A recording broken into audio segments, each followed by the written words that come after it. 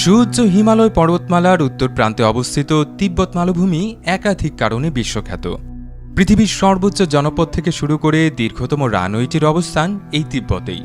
শুধু তাই না, ব্রহ্মপুত্র এবং সিন্ধু নদের মতো একাধিক গুরুত্বপূর্ণ জলধারার উৎপত্তিও এই তিব্বত মালভূমিতেই। বর্তমানে তিব্বত রাজনৈতিকভাবে চীনের অংশ হলেও অতীতে তিব্বত সাম্রাজ্যের আধিপত্য ছিল পুরো পূর্ব এশিয়া জুড়ে। এমনকি 1930 সালেও চীনের কিছু অংশ দখল করে নিয়েছিল এই সাম্রাজ্যের সেনাবাহিনী।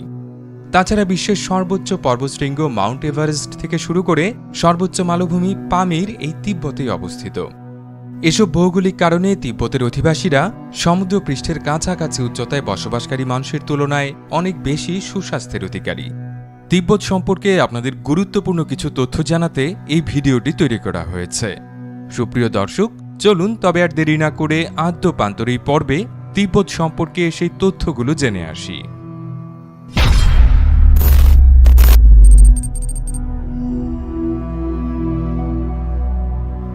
তিব্বত নামটির সাথে আরেকটি শব্দ এমনভাবে জুড়ে আছে যে তিব্বত নামটি বলা বা শোনার সাথে সাথেই তা আমাদের মনে সবার প্রথমে চলে আসে।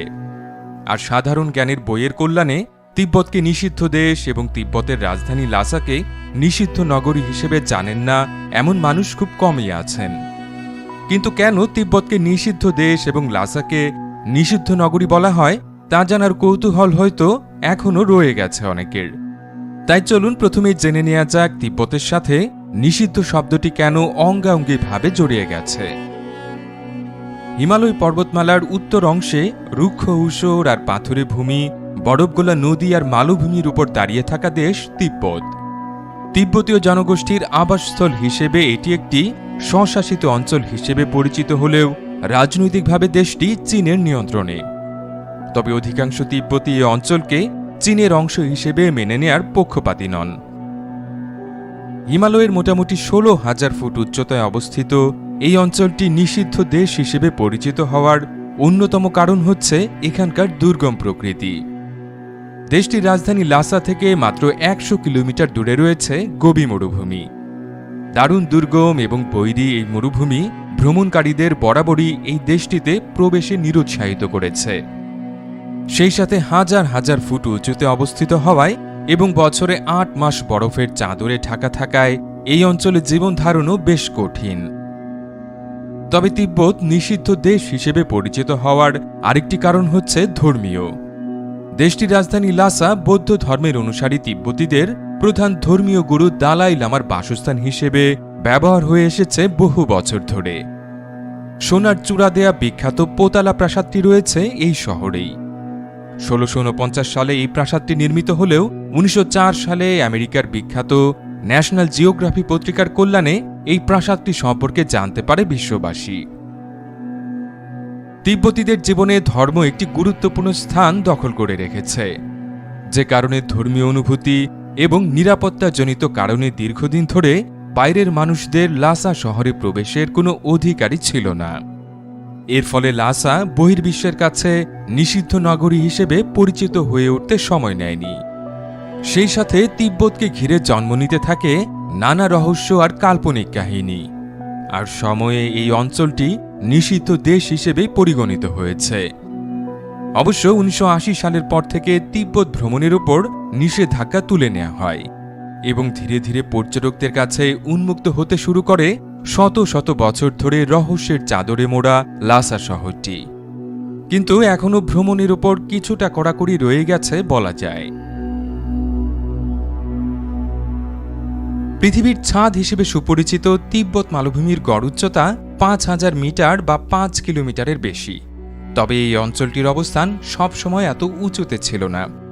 আজ থেকে প্রায় 5.5 কোটি বছর আগে ভারতীয় কন্টিনেন্টাল প্লেটের সাথে তিব্বতীয় কন্টিনেন্টাল প্লেটের সংঘর্ষ হয়। এই সংঘর্ষের কারণে বিশ্বের সর্বোচ্চ পর্বতমালা হিমালয়ের জন্ম হয়েছিল। বিশ্বের সর্বোচ্চ শৃঙ্গ মাউন্ট এভারেস্ট সহ 11টি সর্বোচ্চ পর্বতশৃঙ্গের অবস্থান এই হিমালয় পর্বতমালাতেই। সব মিলিয়ে পুরো তিব্বত মালভূমির আয়তন প্রায় 25 লাখ বর্গ কিলোমিটার। তবে রাজনৈতিকভাবে তিব্বত হিসেবে পরিচিত এলাকাটির আয়তন 12 লাখ বর্গ কিলোমিটারের কিছু বেশি। একসময় তিব্বত একটি শক্তিশালী সাম্রাজ্য হিসেবে এই অঞ্চলে আধিপত্য বিস্তার করলেও বর্তমানে এটি চীনের নিয়ন্ত্রণাধীন একটি স্বায়ত্তশাসিত অঞ্চল হিসেবে পরিচালিত হয়। এর রাজধানী লাসা শহরে অবস্থিত। সমুদ্রপৃষ্ঠ থেকে এই শহরটির উচ্চতা 3.5 কিলোমিটারের বেশি হওয়ায় লাসাই বিশ্বের সর্বোচ্চ রাজধানীর অনন্য মর্যাদার অধিকারী।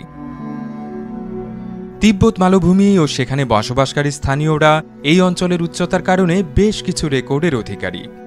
সমুদ্র পৃষ্ঠ থেকে উচ্চতা যত বাড়ে, বায়ুমণ্ডলের চাপ তত কমে যাওয়ায় উড্ডয়নের জন্য উড়োজাহাজগুলোর অপেক্ষাকৃত লম্বা রানওয়ের প্রয়োজন পড়ে, যে কারণে বিশ্বের দীর্ঘতম রানওয়েটির অবস্থান এই তিব্বতে, যার দৈর্ঘ্য প্রায় 6 কিলোমিটার বা 18,000 ফুটের বেশি। বিশ্বের দীর্ঘতম রানওয়ের মতো সর্বোচ্চ রেল লাইনটির অবস্থানও এই তিব্বতেই। চীনের মূল ভূখণ্ডের সাথে তিব্বতকে সংযুক্ত করা এই রেল লাইনটি অতিক্রমের সময় রেলগাড়িগুলোকে সর্বোচ্চ 5,000 মিটার বা 5 কিলোমিটারের বেশি উচ্চতায় উঠতে হয়। ওই সময় রেলগাড়ির প্রত্যেক যাত্রীর জন্য আলাদা অক্সিজেন সরবরাহের ব্যবস্থা করা হয়। পাশাপাশি প্রতি বগির জন্য একজন করে চিকিৎসক থাকাটাও বাধ্যতামূলক করা হয়েছে। তিব্বতের অধিবাসীদের মধ্যে যারা 4,200 মিটারের বেশি উচ্চতায় স্থায়ীভাবে বসবাস করেন, তাদের শরীরে রক্ত প্রবাহের পরিমাণ সমুদ্রপৃষ্ঠে বসবাসকারী মানুষের প্রায় দ্বিগুণ। কারণ ওই উচ্চতায় বাতাস তুলনামূলক হালকা, তাই শরীরে অক্সিজেন সরবরাহের মাত্রা অপরিবর্তিত রাখতে বিবর্তনের ধারা এই বৈশিষ্ট্যটি তাদের জিনে সংযুক্ত হয়ে গেছে। সর্বোপরি তিব্বতে অবস্থিত বিশ্বের সর্বোচ্চ পর্বতশৃঙ্গ মাউন্ট এভারেস্ট মানুষ 1000 বার অতিক্রম করেছে, কিন্তু এর তুলনায় 2 কিলোমিটার কম উঁচু একটি পর্বতের চূড়া এখনও মানুষের অধরায় রয়ে গেছে। কৈলাস নামক এই পর্বতটি একাধারে হিন্দু, বৌদ্ধ এবং জৈন ধর্মাবলম্বীদের কাছে পবিত্র হিসেবে গণ্য হয়। নৃবিজ্ঞানীদের গবেষণা অনুযায়ী এই তিব্বত মালভূমিতে মানুষের বসবাস শুরু হয়েছিল প্রায় 23,000 বছর আগে। কালের পরিক্রমায় অবশ্য এই জনপদের অধিবাসীরা চীন থেকে আসা অভিবাসীদের দ্বারা স্থানচ্যুত হয়েছিল। বিজ্ঞানীদের ধারণা অনুযায়ী এই অভিবাসনের ঘটনাটি আনুমানিক 5,000 বছর আগে সংঘটিত হয়েছিল। তবে তিব্বতের বর্তমান অধিবাসীদের জিন কাঠামোয় সেই প্রাক চৈনিক সভ্যতার নমুনা পাওয়া যায়। রাজনৈতিকভাবে তিব্বতকে প্রথম ঐক্যবদ্ধ করেন সন্তোষ সেনগাম্পো। 618 সালে তার প্রতিষ্ঠিত সাম্রাজ্যটি সর্বোচ্চ ব্যাপ্তি লাভ করে 780 সাল নাগাদ।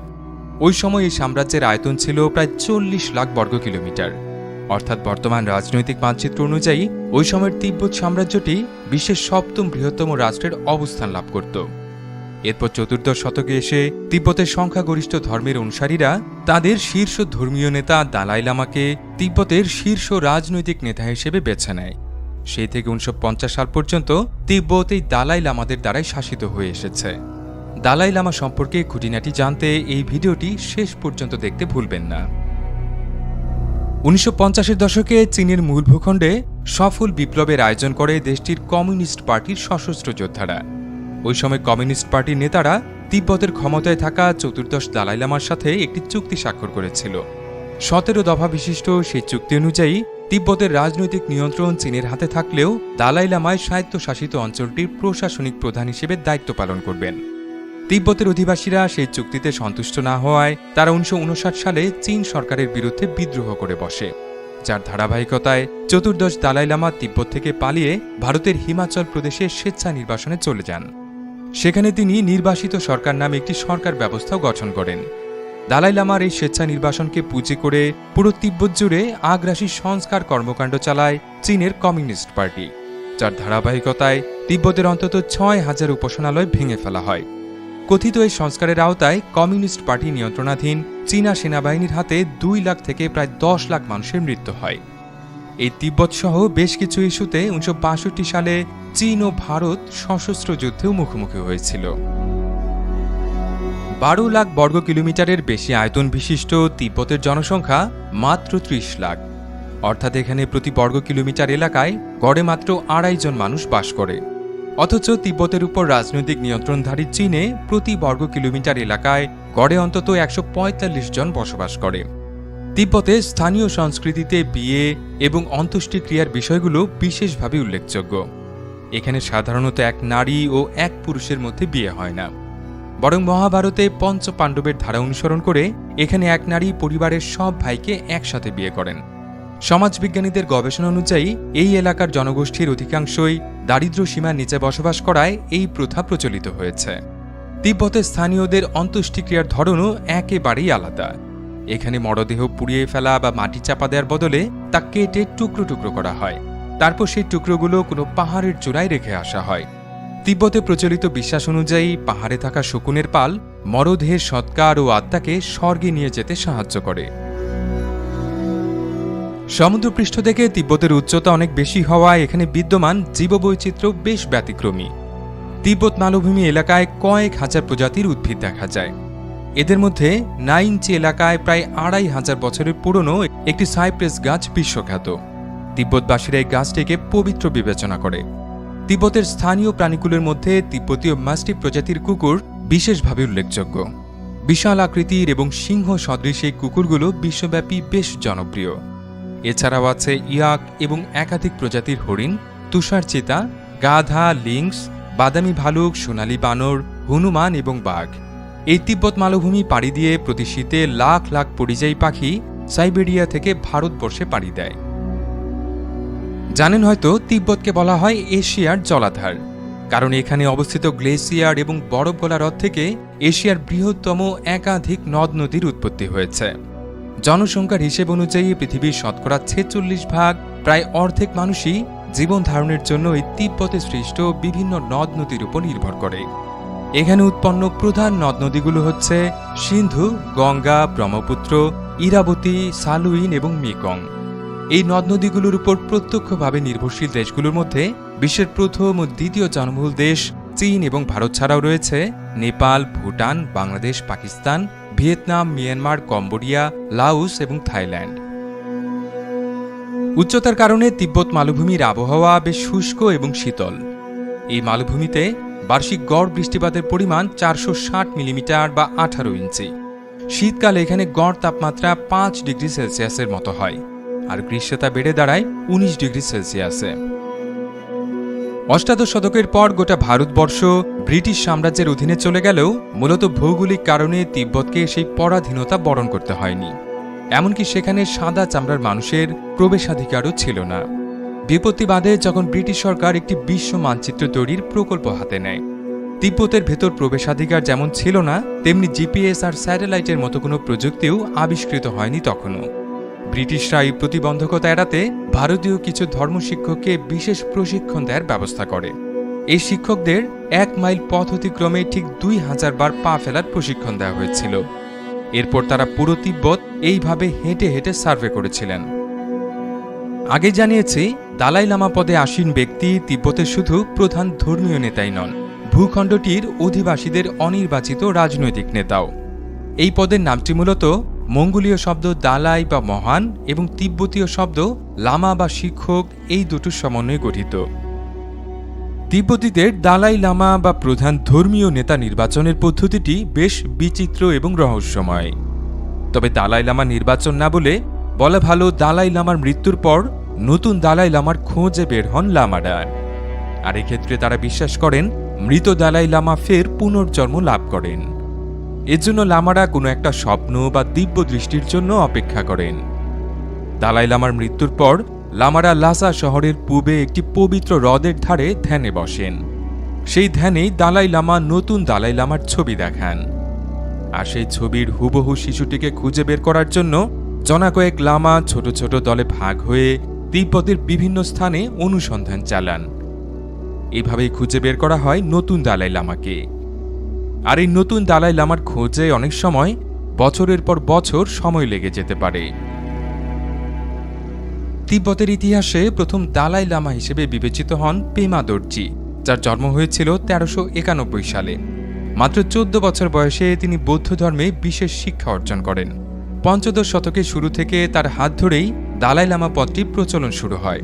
বর্তমানে এই দায়িত্ব পালনকারী ব্যক্তির নাম তেনজিন গ্যাতেসা।